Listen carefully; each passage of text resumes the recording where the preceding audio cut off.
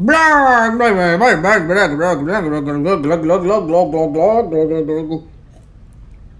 bear thunder. We're welcome to the bear thunder, the thing where I just yell into the microphone until people don't want to listen to it anymore.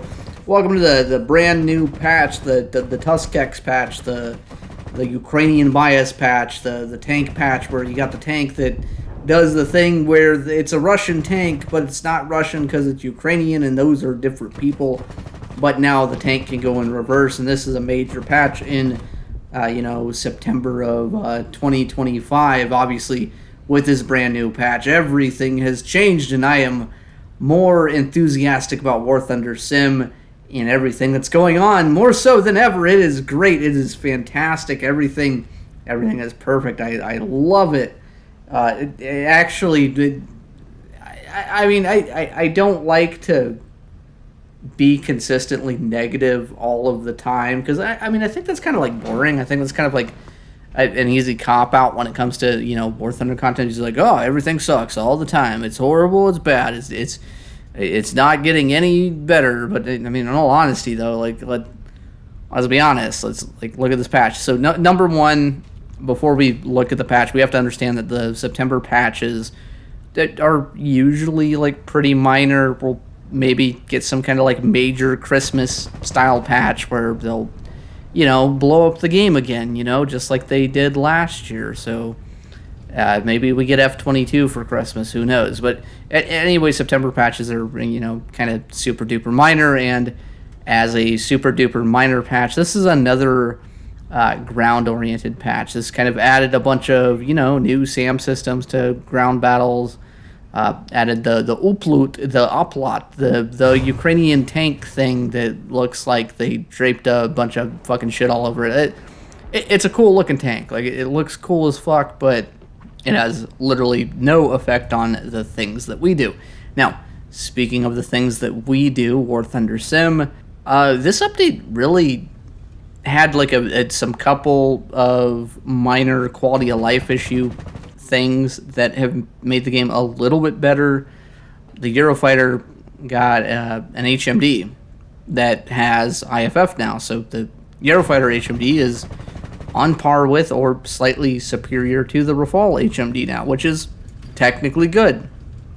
It technically gives the Eurofighter, something to work with. It's going to be better. I think it's way too late in the process to make people want to come back to the game mode, but better late than ever, I guess. I don't know. That's kind of my hot take on it. So the Eurofighter got a new HMD where you get to look around and you see all your friendlies, and it labels what they are. That's really cool. That's a good improvement.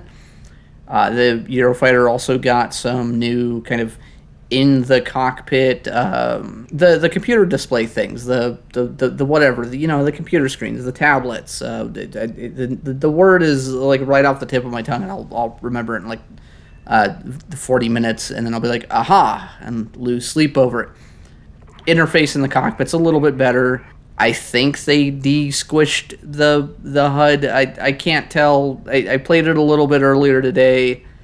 And in all honesty, with the top tier stuff, I'm burnt out, and I think a lot of people are. I think a lot of everyone that plays this game a lot, as far as the top tier stuff goes, is completely burnt out. So some of this quality of life stuff that we're getting now is, it's not irrelevant, but it's kind of irrelevant for us. It's irrelevant for people that don't want to boot the game as much, and it doesn't really change kind of the outcomes of the way that things match up. It doesn't change the fact that playing top tier sim, we haven't had a new map for at least a year. It might be 2 years. I think the last major map that War Thunder has added to sim is Rocky Canyon, which means that really, when it comes to top tier stuff, when it comes to being entertained, when it comes to the game feeling fresh, Gaijin has not done the bare minimum, and I think that shows in the player numbers. I think if you look at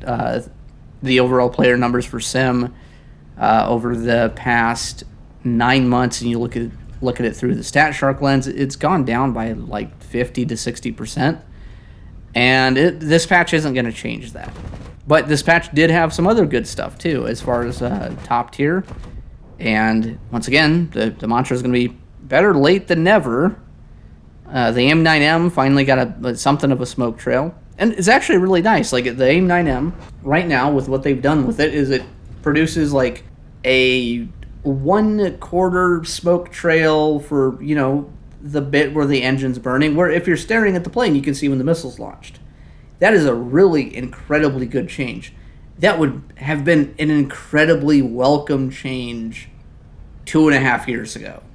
That would have been an awesome change when the F-16C was the meta. That would have been an awesome change when the MiG-29 was in the meta, where like the MiG-29 with the R-73 was bad, but the big thing like back then was like you're staring out the left side of your cockpit and you only got half a dozen flares, and trying to flare things based on vibes is not all that fun. And it's also like it's not a skill that you can teach. Like it's not something that's just like, yes, just look at this guy and have a good just pre-flare and have a good feeling for what you're supposed to do in the old IRCCM meta. So, I mean, better late than never, but at the same time, nobody's going to come back to the game because they changed this thing, because we've moved on. Speaking of moving on, flight models at top tier have been changed a little bit. The Rafale got buffed again. Yay, Rafale buffs. They reduced the weight by like 500 kilograms or something like that, where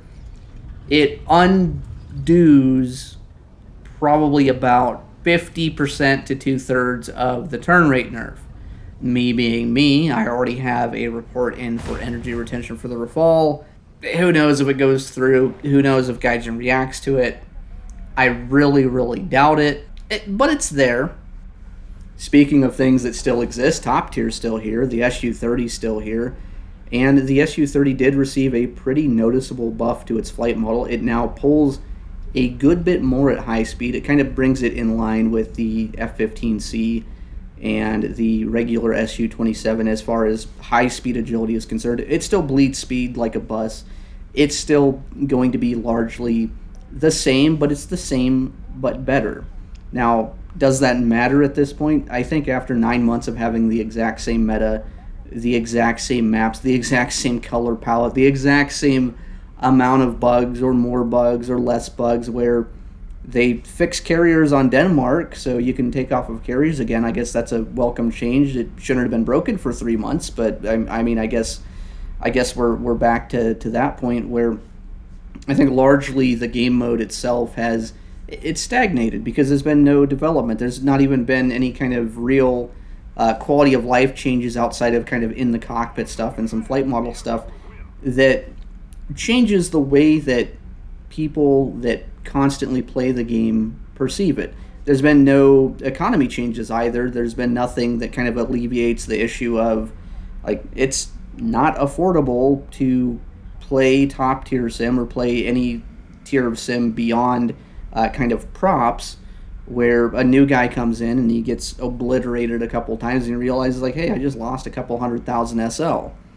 Like, it doesn't really change that.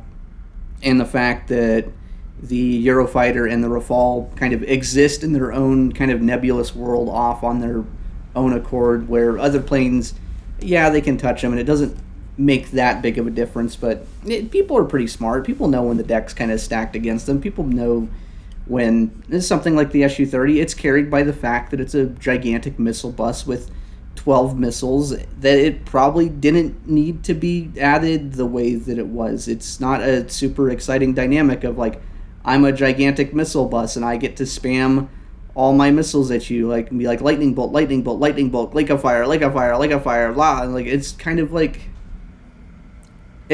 boring. It's not as dynamic, and doesn't really give you that kind of payoff that a lot of people want. It doesn't really give you kind of a learning curve that feels all that rewarding. And I think as someone who's played too much top tier and have friends that have played too much top tier, a lot of us have reached the point that we feel like we've gotten the most that we can out of the game mode, where some of us have transitioned to other games or transitioned to other game modes. Like, I've been playing a little bit more RB lately. I'll play RB top tier in first person mode instead of playing SB, because the SB games, like, they don't last that long. It's the same maps. You kind of get a couple of kills, and most of the time, guys aren't going to stick around. And the guys that do stick around, I fought the same people for the last like a year and a half or so, where it's like I know what's going to happen. I know that always is going to be like on the deck in an F-18, and I'm going to spam a bunch of missiles from top down, and he's going to get blown up, and then maybe he'll multipath, and then I'll get blown up. And if I'm on Denmark and there's last underscore, he's going to be flying like by his airfield behind probably 1 to 2 teammates. He's only going to come in when other people are being engaged, and it's going to go exactly the same way that it always has, where sometimes I win, sometimes I lose. But it's like, well, really, in all honesty, like, there's not been a color palette change. There's not been enough of any changes over the past year to really warrant like going more in depth with this mode and trying to do more with it. The ground objectives are still kind of a buggy mess. There's still instances where tanks drive under the ground and disappear. Convoy AA still kind of obliterates you, and if you're not playing the game on a weekend, if you're not playing the game at kind of like peak business hours of like that kind of like Goldilocks time frame of like when most of the world is awake and playing War Thunder, Sim has been kind of a little sparse lately, and it's got really sparse even in the first week that the update dropped, because there's not a lot of support behind this update. There's not a lot to really kind of appreciate. There's some small things. The flight model changes are appreciated. The HMD changes to the Eurofighter, sure, that's neat.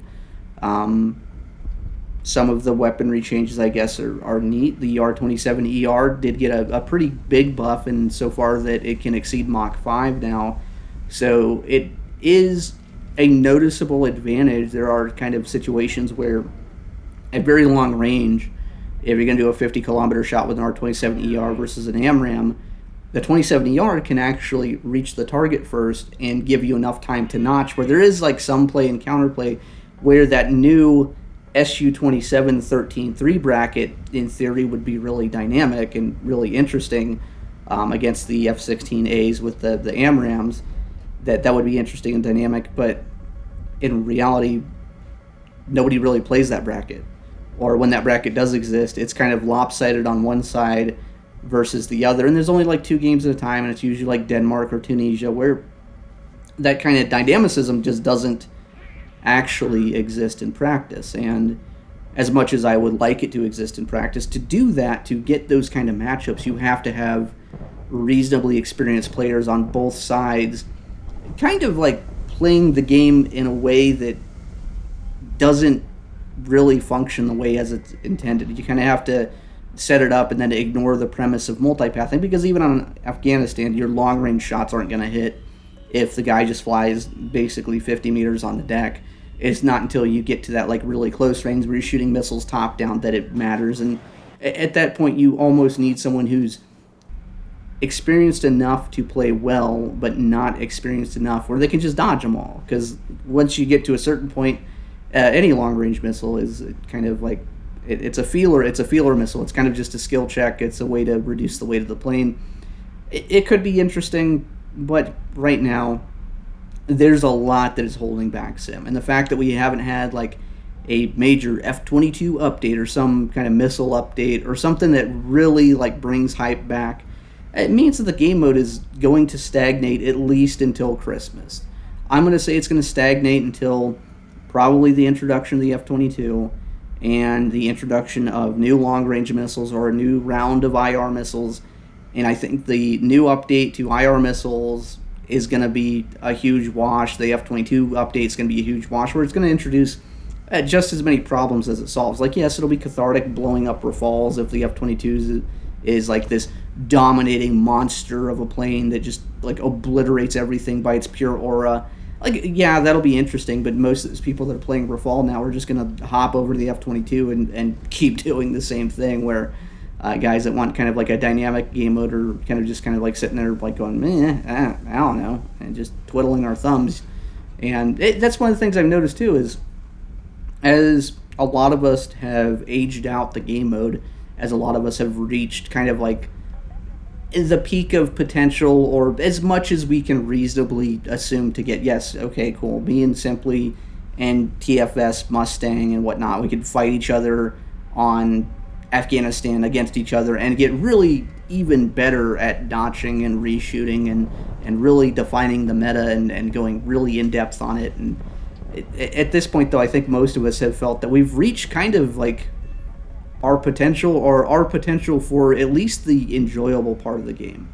Where I think Simply he quit the game. He's not playing for at least a couple of weeks now, and he's playing other games. And he'll reboot the game at some point. And he'll come back and whatever, and he'll go back to, wow, we blew up a bunch of people on Denmark, and nobody wants to play Denmark now because they're getting blown up. And it's like, well, there's not been anything that has changed the game in recent memory for like the better. The rate of change, there is some changes. The rate of change though isn't there, and that's one of the issues. And I think one of the biggest issues still comes back to the economy stuff. Like I know that I harp on the skill part of it, the community part of it, but for the average guy plays like 2 or 3 sim games, goes, this game mode is not for me. This game mode doesn't have a good rewarding structure. This game doesn't have, like the aspects of it that make it feel like a game where you're advancing towards like a common goal, yada yada yada yada. You've heard it 150 bajillion times before, so I'm not gonna beat the dead horse to death, because as a horse and as dead as a game can be, Sim is at least 5 days of the week basically there. Even going down to prop tiers, I play a lot of props today, and I love props. Props are my favorite. I am a World War II aviation history nerd. I like the close range fights. I like the small nuances, the little victories where you eke them out just by like the skin of your teeth.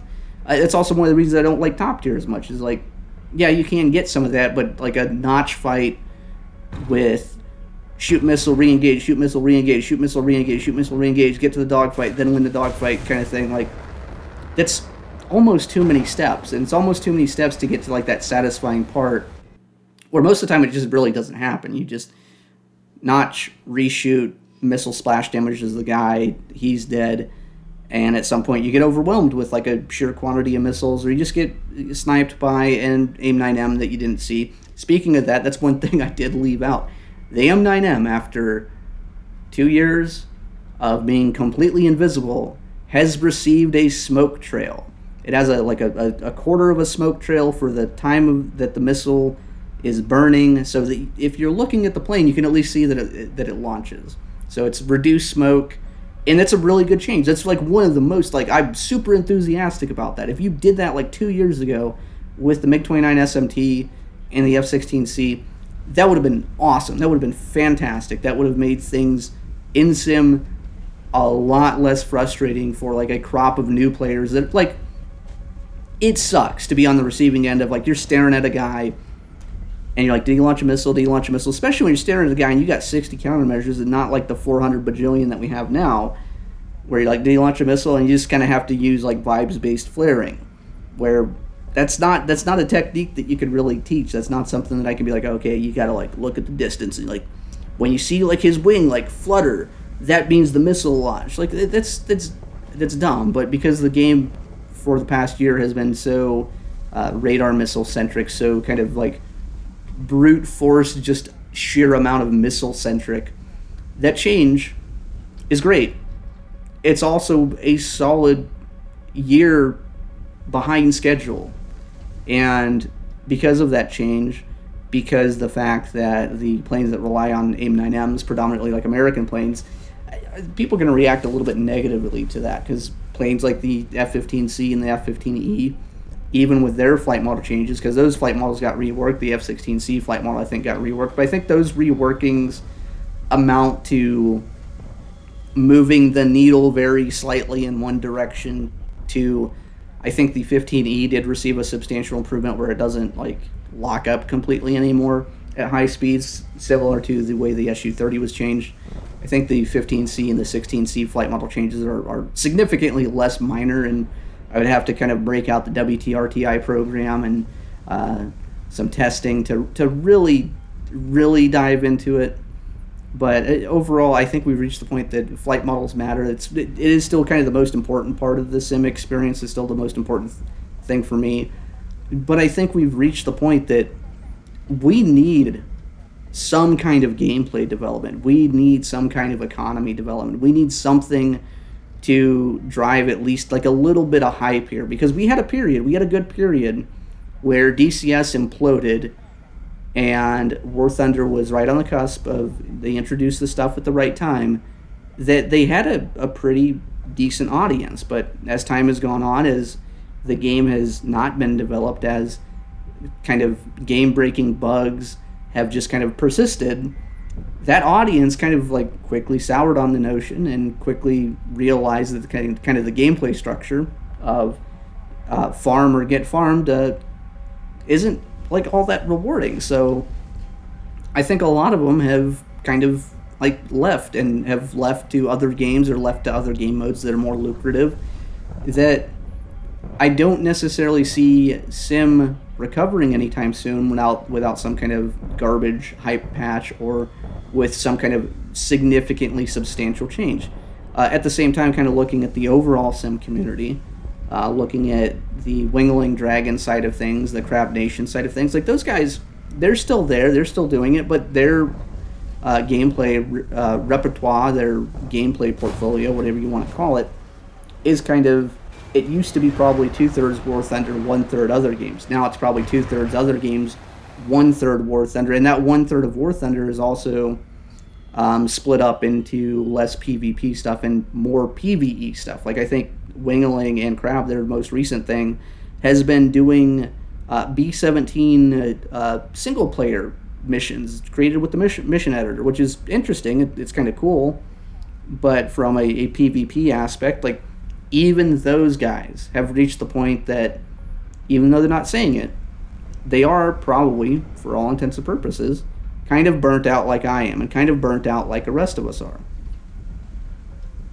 Anyways, that's gonna be a Beer Thunder. I'm gonna get back to drinking this Matt made milk stout and get on to making another video about World War II that'll get, like 250 views this time, because it's not top tier. But anyways, enjoy the beep da boop boop and from the SU-30, and do the beep da boop boop, but only on peak business hours, because oops, it's gonna be all Denmark.